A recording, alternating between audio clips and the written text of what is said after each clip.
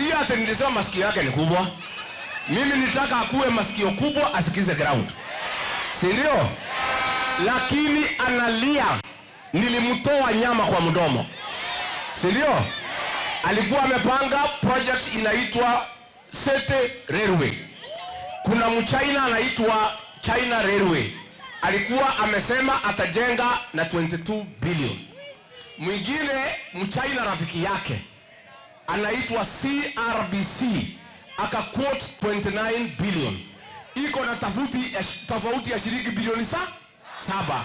Sasa huyu wa 29 billion akamwambia Kasongo, nikipata hii kazi, hii bilioni 7 nitakupatia uende ukatafute kura naye. Sasa Kasongo akaona ile ya 22 billion kwa sababu anapiga kelele. Akaambia Murkomen, hiyo wa China weka kwa ndege urudishe mpaka kwa.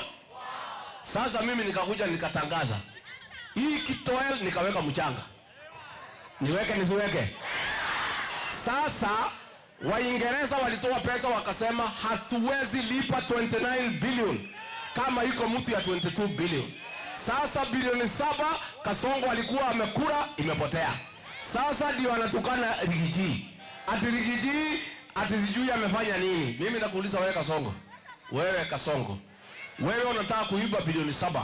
Unataka Rigiji anyamaze uibe bilioni 7. Siwezi kubali. Niendelee nisiendelee? Nichome nisichome? Nichome nisichome?